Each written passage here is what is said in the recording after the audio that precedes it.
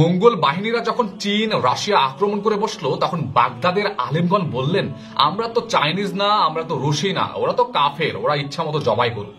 এরপর যখন মুসলিম বিশ্বের বুখারা, সমরকন্দ, খারজিমি আক্রমণ করে বসলো তখন বাগদাদ দামেস্কের আলেমগণ চেয়ে চেয়ে নীরব রইলেন আর দেখলেন আর গোগ্রাসে ঢোক গিলতে লাগলেন। মঙ্গলরা যখন ইরানে আক্রমণ করে বসলো তখন আলেম সমাজ বলে উঠলেন, ওরা তো শিয়া, আমরা তো সুন্নি, ওরা তো অমুক তমুক তমুক তমুক, আমরা তো এমুক তমুক তমুক।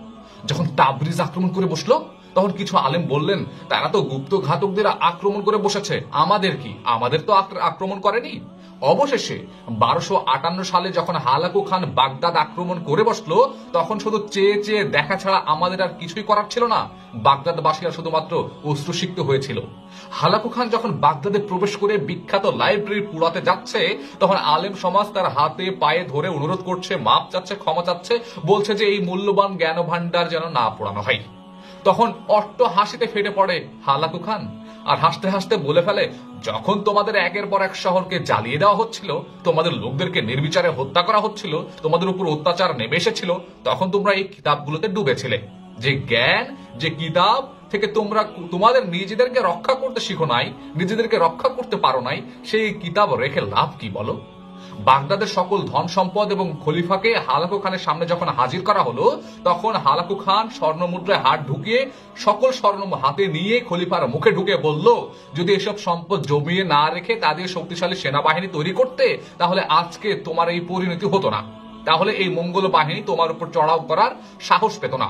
ঠিক তেমনই ভাবে ইসলামের তথাকথিত সংস্কারক, তথাকথিত হেফাজত কর্নেওয়ালারা, আলিমগণেরা শুধুমাত্র চেয়ে চেয়ে দেখছে। আজকে যেভাবে মুসলিমের পাশে না দাঁড়িয়ে জালিমের দালালি করছে অথবা চুপ করে বসে আছে, তারাও একদিন মঙ্গল বাহিনীর সামনে পড়বেই। শত্রুদের একের পর এক আগ্রাসন দেখেও কোন রকম প্রস্তুতি তারা নিচ্ছে না, নিজেদের সম্পদ আল্লাহর পথে ব্যয় করছে না, আল্লাহর পথে নিজের সময় কুরবানি করছে না।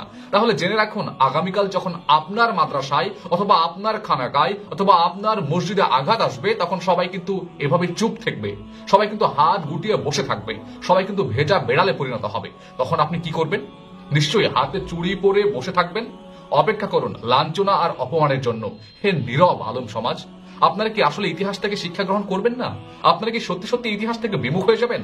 আপনারা কি সত্য সকল সঠিক তথ্যের ইতিহাস জানবেন না? আপনারা কি নিজেদের প্রতি একটু খেয়াল রাখবেন না? মুসলিম উম্মাহর দায়িত্ব কি শুধুমাত্র একজনেরই হবে, নাকি আপনারও, নাকি সবার এই দায়িত্ব যে আমরা মুসলমানদের হাল ধরবো, মুসলমানদেরকে আবার উজ্জীবিত করব? আমাদেরকে একটু বিবেক কাজ করে না?